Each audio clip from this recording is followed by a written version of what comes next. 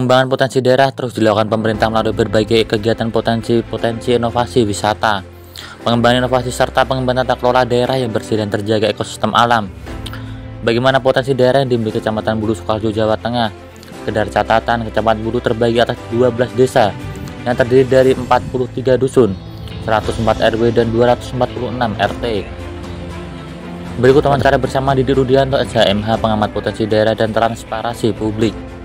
Pemerintah kabupaten lewat bidang terkait nanti Dispora itu harus mulai mengkaji, menelaah, meneliti, mencermati bagaimana potensi ini bisa diangkat untuk pendapatan asli daerah. Iya, karena potensi wisata itu penting dan ini kabupaten harus benar-benar turun ke bawah, terjunkan tim untuk meneliti dan mengembangkan potensi wilayah itu. Desa boleh mengelola lewat BUMDes, boleh, tapi kalau nanti dikelola lewat dinas pariwisata lebih luar biasa pendapatannya. Ini, Pak, ya. Pak Didi,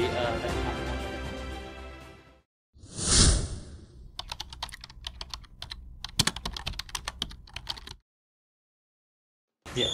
Selamat siang pemirsa berita Suara TV YouTube. Hari ini saya di Desa Karangtengah, Kecamatan Bulu, Kabupaten Sukoharjo, tepatnya di kediaman Bapak Didi Rudianto, SHMH.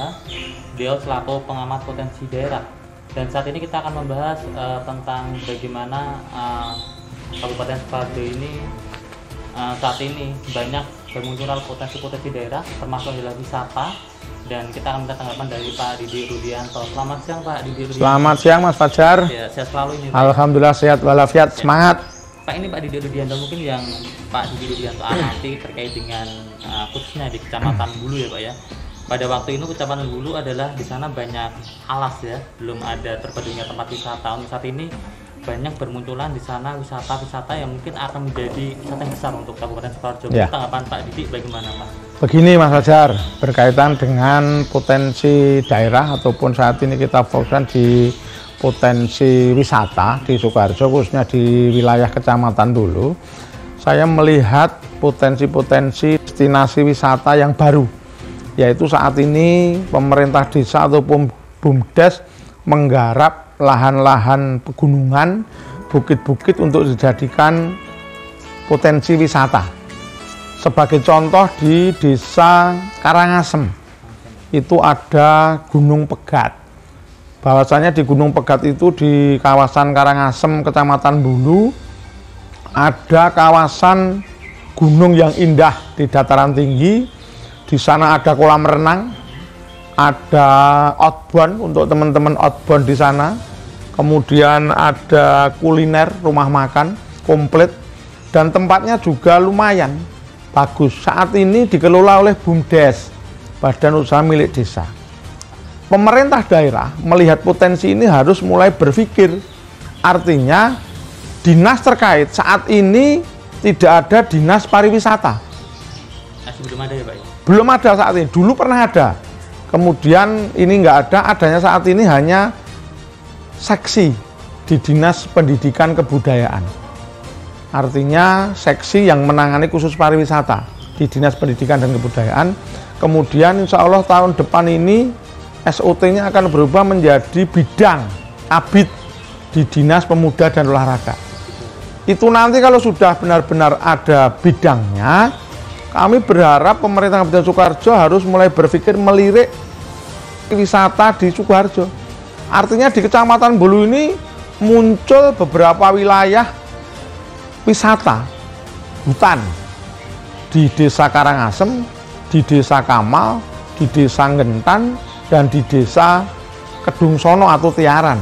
Itu sudah muncul. Artinya pemerintah kabupaten lewat bidang terkait nanti Dispora itu harus mulai mengkaji, menelaah, meneliti, mencermati bagaimana potensi ini bisa diangkat untuk pendapatan asli daerah. Begitu, Pak, ya? Iya, karena potensi wisata itu penting dan ini kabupaten harus benar-benar turun ke bawah, terjunkan tim untuk meneliti dan mengembangkan potensi wilayah itu.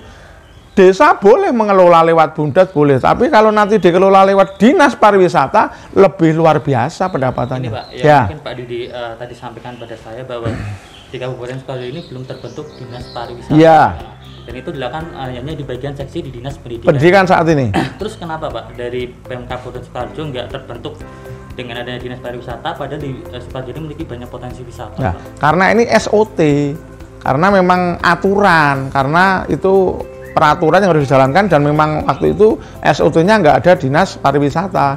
Makanya untuk ngawekan ini seksi pun nggak ada masalah di dinas pendidikan. Yang terpenting galakkan sosialisasi, terjun ke lapangan untuk meneliti, mengembangkan potensi wisata di wilayah kecamatan itu. Iya, apalagi bisa maksimal karena sudah ditopang dari dana desa, dari BUMDes. Tinggal pengembangan saja, majulah, desa bisa makmur, kecamatan makmur, kabupaten luar biasa dengan potensi itu. Kalau nanti ada bidang ataupun dinas yang ngurus sendiri lebih luar biasa lagi, artinya untuk Sukoharjo pariwisatanya akan lebih terkenal. Yang dulu-dulu seperti itu bisa dikembangkan daerah wisata yang pegunungan kan ini. Gitu. Itu, apalagi wisata alam di sana.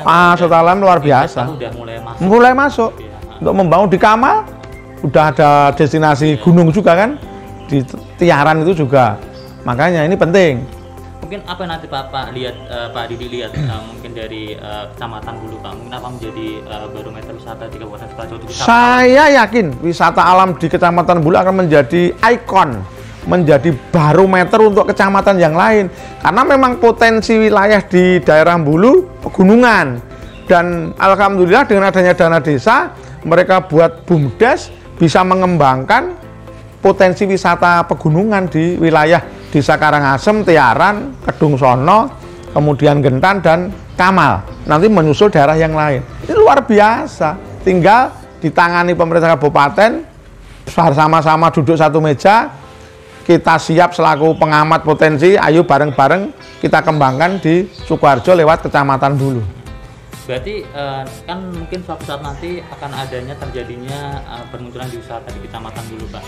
Ini bagaimana mungkin tanggapan Mbak Didi untuk seharusnya mereka harus saling sinergi, ini seperti apa Pak? Seperti ini, saya yakin itu nanti akan bermunculan di desa-desa. Dengan dana desa mereka bisa membuat destinasi wisata.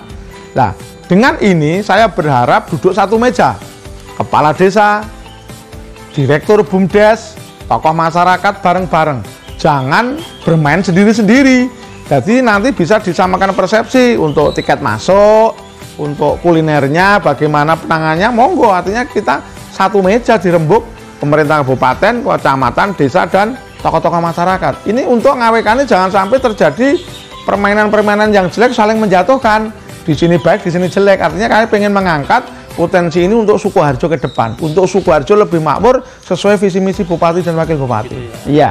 Membuat tempat destinasi wisata alam tanpa harus wisata alam ya. Betul sekali, harus kita jaga alamnya, harus kita lestarikan alamnya. Penghijauan, Dinas Lingkungan Hidup harus menyupport, harus berperan untuk bibit-bibit tanaman kerasnya untuk jati, mauni, sengon laut dan sebagainya ditanam di situ biar lebih rindang dan lebih hijau. Begitu ya, Pak? Iya. Ini terkait itu Pak, mungkin ada satu lagi, kita beda tema ya. Iya, nggak apa-apa. Mungkin Pak Didi juga sebagai dari Ketua Panglima Barasukma ya. Sukoharjo ya. Iya. Mungkin apa saja Pak Didi dengan adanya Barasukma ini terus mendukung dengan adanya potensi desa-desa yang berada di Sukoharjo saat ini? Begini, kebetulan saya sama teman-teman diberi amanah menjadi Panglima Rakyat Barasukma. Istilah di Barasukma Panglima Rakyat, bukan ketua ya. Nah, kami sesuai visi misi di lembaga kami ingin sinergi dengan pemerintah kabupaten, dengan pemerintah kecamatan dan pemerintah desa untuk mengangkat potensi wilayah di Sukoharjo. Nah, kebetulan bulan Juli nanti waktu hari jadi Sukoharjo kami akan mengadakan penganugerahan piagam penghargaan untuk kepala desa yang inovatif lewat penghargaan Barasukma Award 2022.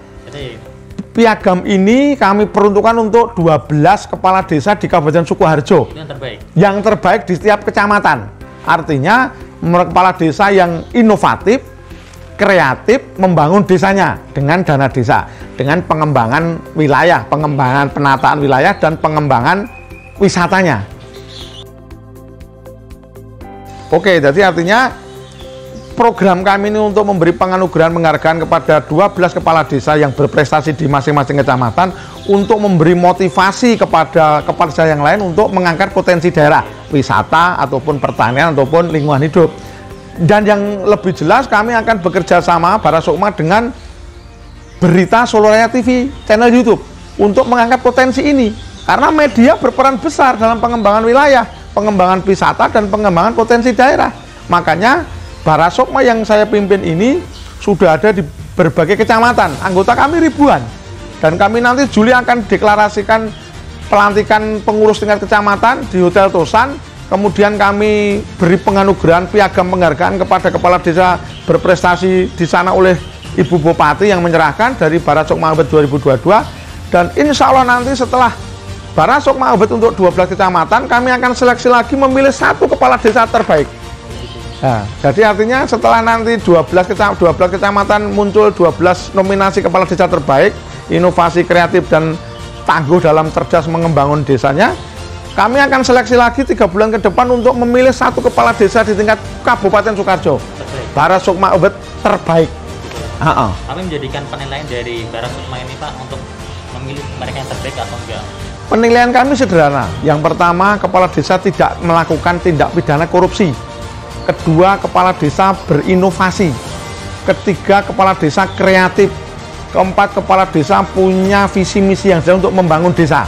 Artinya mereka diterima di masyarakat, diterima di pemerintah desanya, diterima dengan tokoh-tokohnya, dan diterima di pemerintah Kabupaten Sukoharjo visi misinya. Itu. Jadi sederhana saja. Gitu ya. Ya.